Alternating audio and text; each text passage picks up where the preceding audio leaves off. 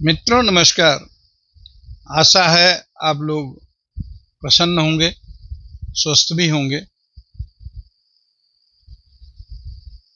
तो कल हम लोग 122 दोहा बालकांड का वाचन कर चुके थे। अब आगे मुकुट न भये हते भगवाना, तीन जन्म दुज बचन प्रवाना। एक बार तिनके हित लागी, धरऊ शरीर भगत अनुरागी। कश्यप दितता पितु माता, दशरथ कौशल्या विख्याता। एक कल्प यही विधि अवतारा, चरित पवित्र किए संसारा। एक कल्प सुर देखि दुखारे, समर जलंधर सन सब हारे। शंभु कीन संग्राम अपारा, धनुज महाबल मरई न मारा। परम सती असुराधिप नारी, तहि बल ताहि न जितहि पुरारी। छल करि टारउ तासु व्रत, प्रभु सुर कारज कीन। जब त्यों जानेउ मरम, तब शाप कोप करि देव।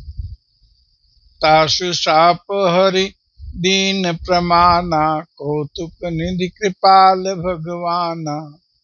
तहाँ जलंधर रामन भयऊ, रनहति राम पद दयऊ। एक जन्म कर कारण येहा, जहि लगी राम धरी नर देहा। प्रति अवतार कथा प्रभु केरी, सुन मुनि बरन कबि न घनेरी। नारद शाप दीन एक बारा, कल्प एक तेहि लगी अवतारा। गिरिजा चकित भई सुनि बानी, नारद विष्णु भगत पुनि ज्ञानी। कारण कवन शाप मुनि दीन्हा, काय अपराध रमापति कीन्हा। यह प्रसंग मोहि कहु पुरारी, मुनि मन मोह आचर्य भारी। बोले बिहसि महेश तब, ज्ञानी मूढ़ न कोई। यही जस रघुपति करहि सब, सो तस तेहि छन होई। कहु राम गुण गात, भरद्वाज सादर सुनहु। भव भंजन रघुनाथ, भज तुलसी तजि मान मत। मंगल भवन मंगल हारी, द्रवहु सु दशरथ अजिर बिहारी। दीन दयाल बिरधु संभारी, हरहु नाथ मम संकट भारी। काज सुकवन कठिन जग माही, जो नहीं होई तात तुम पाही। हिम गिरि गुहा एक यति पावनी, बह समीप सुर सरी सुहावनी। आश्रम परम पुनीत सुहावा, देखि देव ऋषि मन यति भावा।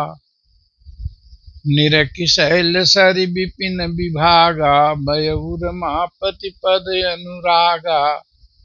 सुमिरत हरि शाप गति बाधी, सहज विमल मन लागी समाधि। मुनि गति देखि सुरेश डेराना, कामिहि बोली कीन सन्माना। सहित सहाय जाहु मम हेतु, चलऊ हरसिहि जलचर केतु। सुना सीर मन महु अति त्रासा, चाहत देव ऋषि मम पुरवासा। जे कामी लोलुप जग माही, कुटिल काक जीव सबहि डेराही। सूख हाड़ लई भाग सट, स्वान निरखि मृगराज। छीन ले जन जान जड़, तिमि सुरपति न लाज। मंगल भवन मंगल हारी, द्रवहु सु दशरथ अजिर बिहारी। दीन दयाल बिरधु संभारी, हरहु नाथ मम संकट भारी। काज सो कवन कठिन जग माही, जो नहीं होई तात तुम पाही। तेहि आश्रम मदन जन बन जब गयऊ, निज माया बसंत निर्मयऊ। कुसुमित विविध बिटप बहुरंगा, कूजहि कोकिल गुंजहि भृंगा। चली सुहावनि त्रिविध बयारी, काम कृशान बढ़ाव निहारी। रंभादिक सुर नारी नवीना, सकल असम सर कला प्रवीणा। करहि गान बहुतान तरंगा, बहुविधि क्रीडहि पानि पतंगा। तो देखि सहाय मदन हर्षाना, कीनसि पुनि प्रपंच विधि नाना। काम कला कछु मुनिहिन व्यापी, निज भय डरेउ मनोभव पापी। सीम की चापि सकई को तासु, बड़ रखवार रमापति जासु।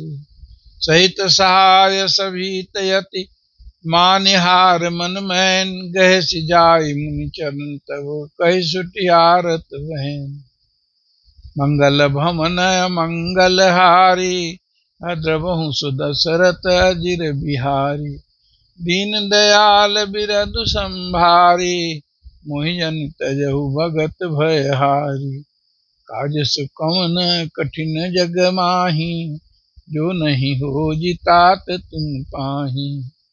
भयउ न नारद मन कछु रोषा, कहि प्रिय बचन काम परितोषा। नाई चरण सिरुआय सुपाई, गयु मदन तब सहित सहाई। मुनि सुशीलता आपनि करनी, सुरपति सभा जाई सब बरनी। सुनि सब के मन अचरज आवा, मुनि प्रशंसि हरि सिर नावा। तब नारद गवने शिव पाही, जिता काम यह मिति मन माही। मार चरित शंकर ही सुनाए, अत प्रिय जानि महेश सिखाए। बार बार बिनवऊँ मुनि तोहि, जिमि यह कथा सुनायहु मोहि। तिम जनि हरि सुनावहु कबहु, चलहु प्रसंग दुरायहु तबहि। शंभु कीन उपदेश हित, नहीं नारद ही सुहान। भरद्वाज कौतुक सुनौ, हरि इच्छा बलवान। मंगल भवन मंगल हारी, द्रवहु सो दशरथ अजिर बिहारी। दीन दयाल बिरधु संभारी, हरहु नाथ मम संकट भारी।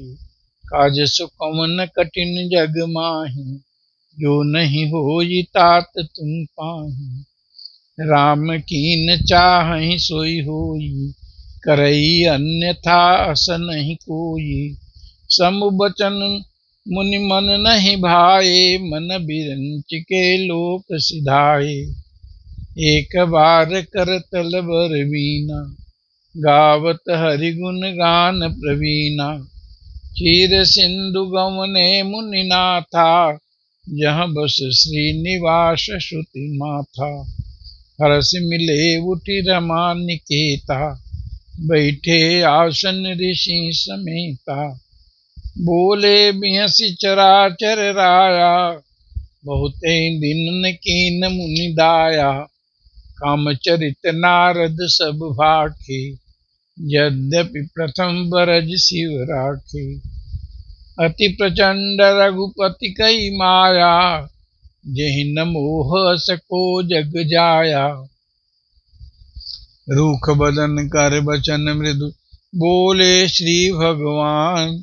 तुमरे सुमिरत ते मिटहि, मोह मार मदमान। मंगल भवन मंगल हारी, द्रवहु सो दशरथ अजिर बिहारी। दीन दयाल बिरधु संभारी, हरहु नाथ मम संकट भारी।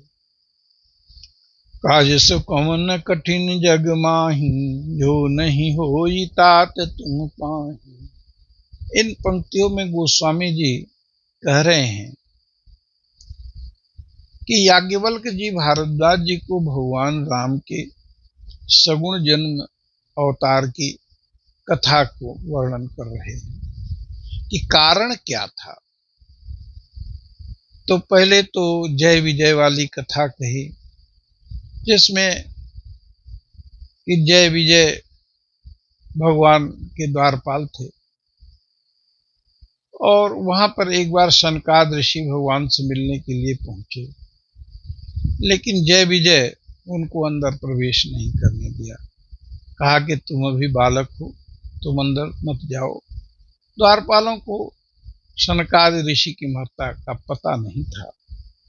जब 3 बार ऋषियों ने जाने की सोची और 3 बार द्वारपालों ने रोक दी और अन्यों को जाने दिया, तब हालांकि संत तो चंदन के समान होते हैं, फिर भी अतिशय रगड़ से उनमें भी क्रोध आ जाता है और उन्होंने दया करके श्राप दिया जय विजय को कि तुमने हमें 3 बार रमापति से मिलने से रोका है, इसलिए हे अधम जय और विजय, तुम स्वर्ग में रहने के, वैकुंठ में रहने के योग्य नहीं हो।